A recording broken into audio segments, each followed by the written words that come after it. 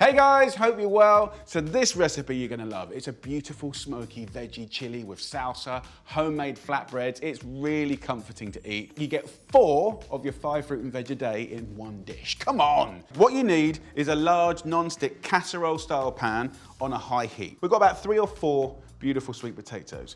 I want a kilo of fresh tomatoes, a bunch of spring onions, like that.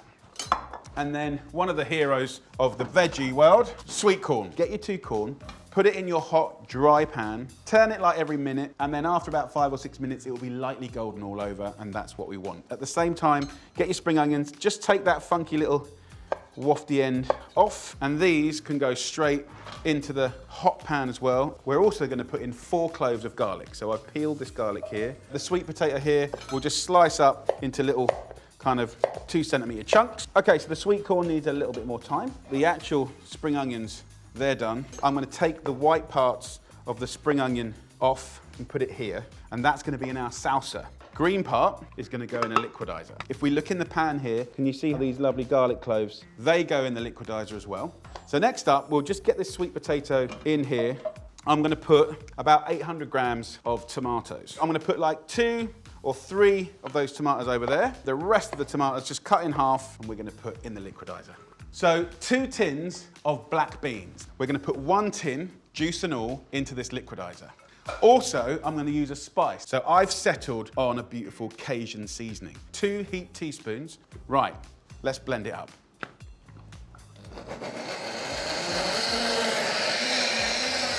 So in literally seconds, you get all those ingredients turn into the most amazing sauce. So let's take the sweet corn out. That's gonna go onto our salsa board over here. Now what we can do is go in with the last 2 things. We've got this sauce straight in.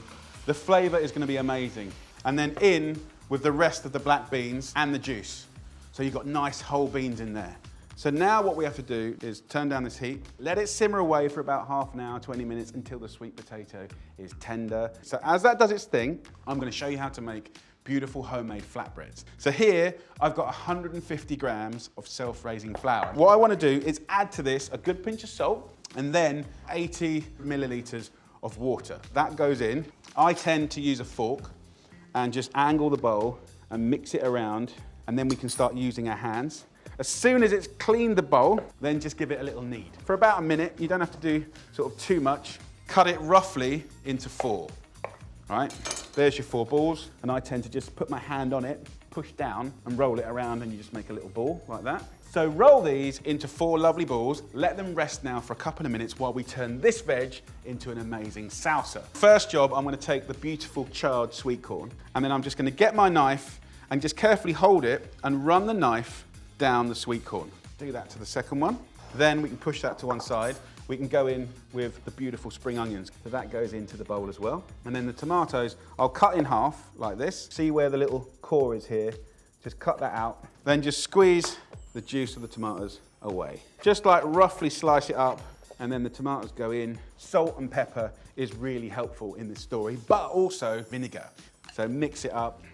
So salsa done. So look, I'm gonna put the lid on the chili now, and then I'm gonna get a pan on full whack, okay? It couldn't be easier to turn those balls into a lovely flatbread. Put a little bit of flour on the bottom, a little bit on top, press your balls down, and then get yourself a rolling pin and just roll it out. And go as thin as you can, using the flour as you go. You can see how thin and fine that is. But then what's really important is to keep them warm. So get yourself a clean tea towel, just lay that out here, and every time you do a flatbread, you can cover it up. Happy days. Straight into the pan. Pretty much straight away, you should start to see the self-raising flour kick into action and the little bubbles come up. So see how this is soft and spongy, and this is charred and toasty. I like that.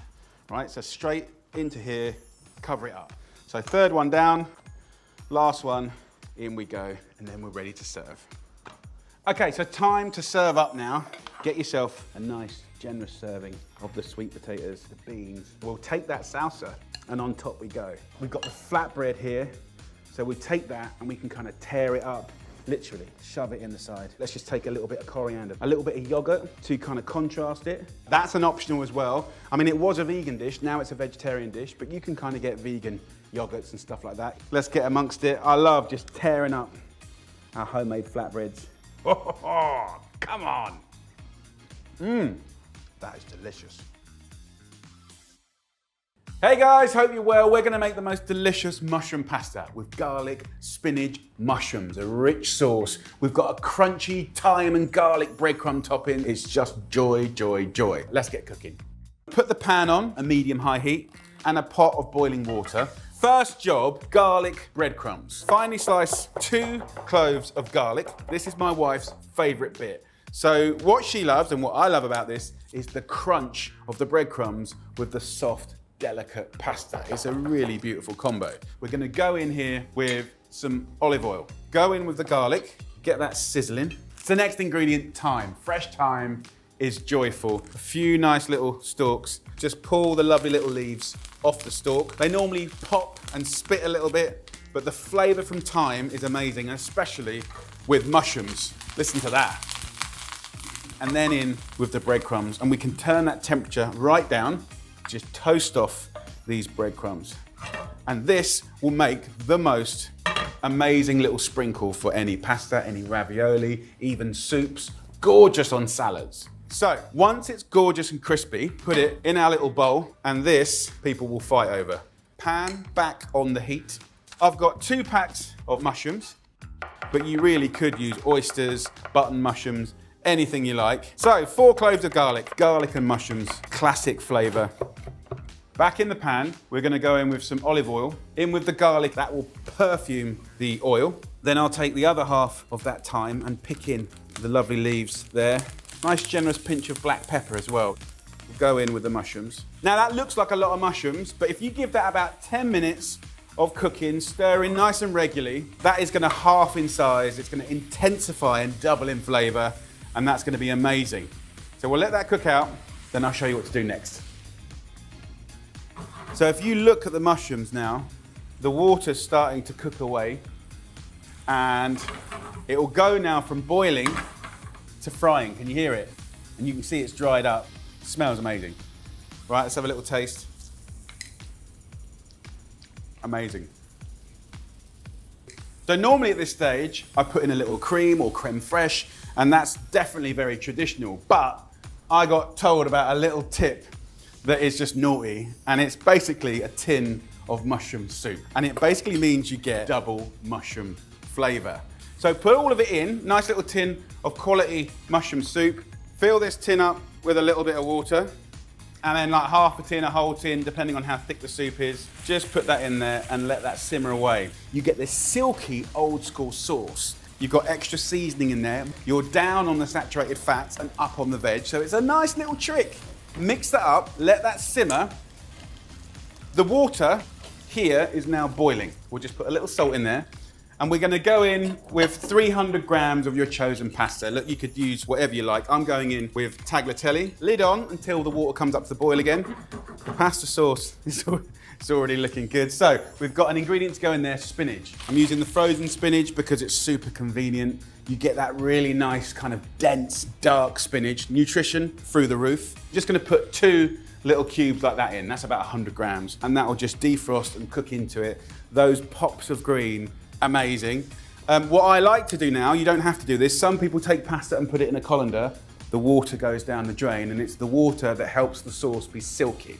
What I like to do is use some little tongs and drag the pasta and some of that water along with it. Now, what's nice about that is we're just gonna get the most incredible textures.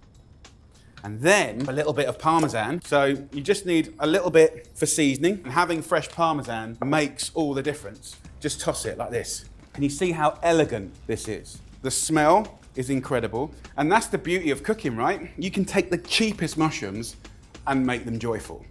Look at that, look at the way it comes out. Silky, that little hack with the tinned soup is naughty, but nice. With a little of those breadcrumbs on the top. Come on. A long stroke of Parmesan. And then let's portion up a little bit. I mean, look at that. How elegant is that? Come on, that's a dish right there. Look at that. Right, let's try some. Oh. My missus doesn't like mushrooms, but I put it in quite a lot of the cooking that she says she loves. So don't be a hater, be a lover, or just put it in and don't tell them. Oh, that is bonkers. Enjoy. This is my roasted pepper harissa phyllo quiche. This is such an easy and impressive recipe, packed full of asparagus and sweet peas. It's really impressive, really delicious. You can have it hot, you can have it cold, and it's something that I know you're gonna love to make. So let's do it. I'm gonna use phyllo pastry instead of short crust pastry. Phyllo is much healthier. I'm gonna make this in a frying pan. You can use a cake tin if you want, but basically this is 24 centimeters. And we'll just rub it with some olive oil. Now, a nice little tip, if you look in the supermarket, you can often see these little olive oil spritzers, and they're really good for pastry work. Now with the phyllo, I'm just gonna take 1 or 2 layers at a time and basically lay it almost badly over the tray. So you get that nice overhang, right? Push it into the edges, a little bit of oil in between the layers. Of course, you can just brush it with oil. So what you're gonna get from the phyllo is this layered kind of crunch. If you wanted to put a little spice in between the layers, you could do that. You could use things like pesto, curry powders. You know, I've purposefully done it quite bad, right? It doesn't matter how badly you or I do it, it's gonna look and cook amazing. So, the quiche filling could not be simpler. So we're gonna use 8 large free-range eggs. So we'll crack those into a bowl, whisk it up, some pepper, but the real seasoning is going to come from a fantastic little spice, harissa. 2 tablespoons of harissa goes in, and harissa is a North African chili paste. So I'll whisk that into the eggs. You'll get a lovely colour out of that, and that little kind of fragrant, lightly spiced chili with all that lovely veg is going to be absolutely incredible.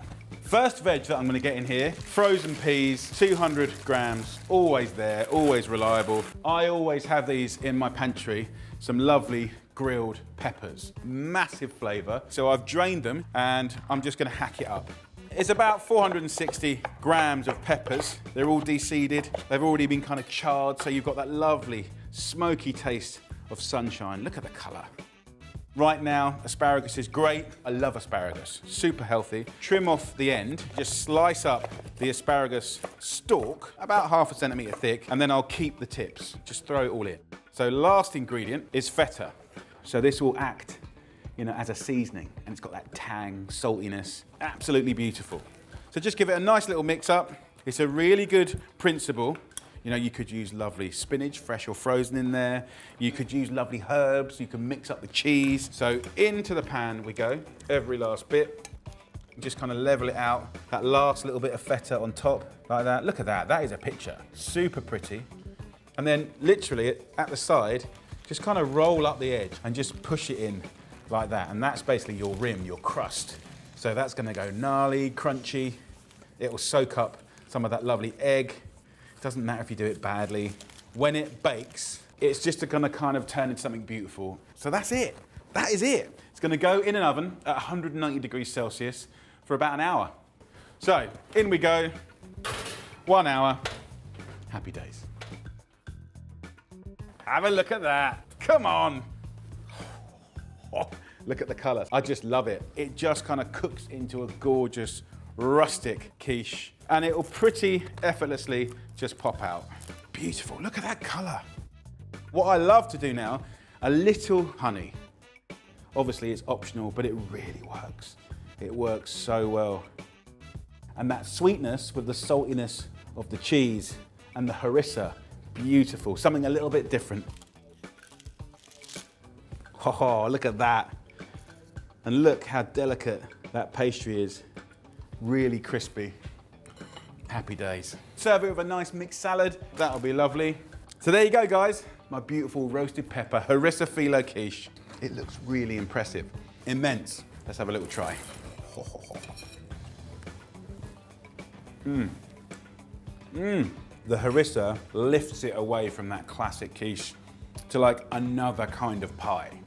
It's delicious. Really, really delicious. This is an incredible Cheats Veggie folded pizza. So good, so much fun to make. So look, bowl, and we've got 300 grams of self-raising flour. It's already got that raising agent in there, but it doesn't need to prove. So we've got 160 millilitres of water, cold water, very important, and then a nice pinch of salt. Get a fork and just mix it up. And then as you bring the flour in, it will get thicker and thicker and more awkward. When it's too awkward to use the fork anymore, then we're gonna use our clean hands. So just move that dough around for like a couple of minutes. It's super easy. And once it's cleaned the side of the bowl, we're good to go. So we'll let that rest for a little bit. Now let's get on with the filling. So we're gonna start off with peppers. Put your thumb where the stalk is, tear it open, take out the seeds and the white bits, roughly slice those up. So look, get yourself a pan on, a medium heat, a tablespoon of olive oil.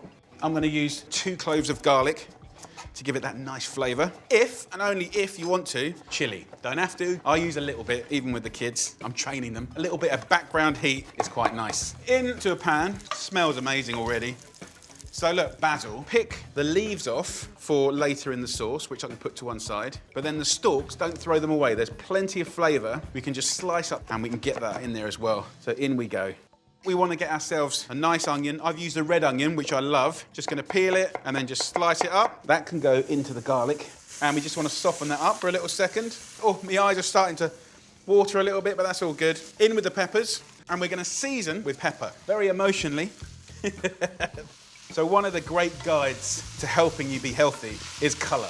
Colour is a signal of maximum nutrition, vitamins. It's a really beautiful thing, and look at the colours of that. I now want to cook this down for about 10 minutes to really kind of concentrate those flavours that are going to make you go, oh, that's so tasty. So whilst that's doing that, let's get on with the pizza bases. So this cheats dough, roll it out into a little bit of a sausage, so it's roughly an even size. Cut it in the middle, and then cut each half into 2. Use your hand to make a little ball. So there you go. Ball 1, ball 2. Push down, move around, and you get your little ball. So every now and again, come back, give it a nice little stir. So just get a little bit of the flour, use a clean surface. On we go, and just kind of roll it back and forth away from you. Turn the dough. I'm going to try and go nice and thin, and about 7 to 8 inches in diameter. We'll let those relax a little bit again. And back in the pan, you can see it's shrunk down. It smells amazing. Turn up the heat, and then in with some beautiful tin tomatoes. The plum tomatoes are always the better quality. And then fill this up with some water, and in that goes. Now use your spoon to break up those tomatoes. Let that simmer for about 5 to 10 minutes until it's thick and intense and gorgeous. Now what I want to do now is show you how to do the folded pizza. So I'm going to use this tray. I want to oil it up so it doesn't stick. Take our base and take some of this lovely filling.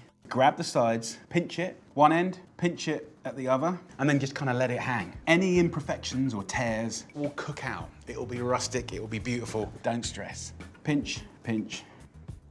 So I've got some lovely mozzarella, and push it right in, and that will just ooze beautiful. A few more bits of basil go in. Put a little bit of oil on the tray. Use a brush just to kind of brush up the outside, just to make it golden and delicious and crispy. Look at that. This is now going to go in the oven for around about 15 to 20 minutes at full whack. Now what I like to do is put it at the bottom of the oven so the base gets crispy too. Now what we're going to have with that is a beautiful salad. I dress it with a little bit of lemon juice, some olive oil. Absolutely beautiful. And have a look at that. Oh, come on! So just like bubbling, crisp, I'm really pleased with that. Serve these in the middle of the table. They're amazing hot, they're amazing cold. Look at that, absolutely beautiful. Come on, man. That, my friend, is a thing of joy. My body's saying eat it. My brain's saying don't, it's gonna burn you. It's hot. Oh my God, it's good. Like, some people like a bunch of roses or something. I'd just give me one of those. There you go, darling, I love you. That's what I want. Oh, that's so good. I'm going to show you how to make the most delicious super veg salad. So let's do it. We're starting off here with a butternut squash. When you're going to cut this in half, get the tip of the knife in this end, put it down and cut through. We just swap this around, grab it again, and see the little line there? We'll join that back up and we'll go down to the base and we'll split it. And there we have it. And we're going to roast this in the oven at 200 degrees Celsius. And in that time, it will soften up and it will become really sweet and delicious and nutty, and it will look a little bit like this. The oven has earned you delicious flavor. It's shrunk a little bit, it's soft now, even the seeds are like little delicious peanuts. Next, we're gonna get more good stuff into the story. So we're gonna use these gorgeous little tender stem broccoli, are pretty delicate. So what you can do is just trim the ends off. If they're a bit on the chunky side, just split it down the middle, happy days. So spring onions, and then those little roots at the end, I just trim those off. The next part of our amazing salad is some croutons. Now you can use any bread you like. So I'm gonna cut this bread in half, about 200 grams, and then I wanna dice it up into sort of inch-sized chunks. Rough and ready, don't stress about anything. And then with the broccoli here, and just a little kiss of olive oil. What I wanna do now is just massage this up, all the croutons as well, and then we can sprinkle that onto the squash. So what this is gonna do in the oven is char up and catch and tenderize the broccoli and the spring onions. This is gonna be amazing. So guys, look at that, right? We're gonna put that back in the oven for about 15, 20 minutes until the broccoli is charred but tender and delicious. So that is a time to clean down, and then I'll show you how to make the most amazing dressing. So instead of the standard dressing, let's use the beautiful avocado. Take the end off, then carefully just put your knife in and run it around like that, very delicately. Once you've done that and the lines have joined up, then you can simply just tweak it like that and out it comes. Now obviously you need a nice ripe avocado for this. So get your knife and give it a tap and then simply tweak it out, happy days. To get that out, just give the tip of the knife a little tap and off it comes. We're gonna use a liquidizer, and what I wanna do is squeeze that beautiful green creamy flesh out of the avocado, every last bit of it. So just add about 100 mils of water, tablespoons of nice extra virgin olive oil, and then I love using lemon juice. Just put your hands over like that and squeeze it into your hands, and if there's any pips, you can catch those. It smells amazing. Now, I've got a bit of basil here, just a couple of leaves, gives you a nice little kind of infusion of flavor, but that's optional. And then simply whiz it up. So unbelievably simple. The color is absolutely tremendous. And that, kissing all those lovely veggies, is gonna be incredible. Now the last bit before I finish off the salad that really embellishes this to make it super, super exciting for texture and flavor is some nuts. They're super nutritious. These ones are salted and smoked. Get a pestle and mortar. All I do with these is basically smash them up and turn it into the most incredible garnish. We are ready and raring to serve up. So look, have a look at this. Gorgeous. Can you see the broccoli? See how it's tender, super, super soft here, but then it's charred nicely here. That's mega flavor. So let's make this really, really exciting. So first up, a little spinach, super nutritious. The croutons are looking really, really nice. And we've got that amazing squash. Get a spoon and literally like that. Can you see? Look at the color. Steamy, sweet, nutty gorgeousness. It smells amazing. And just let it be nice and rustic, super simple. Get this amazing dressing, just spoon on top. Look at that. So we get the seeds in there as well. And then last but not least, those amazing smoky smashed up almonds. So there you go, guys. That is a salad, but not as you know it. Nutritious, exciting, fun. Let's have a taste, come on. Enough yapping.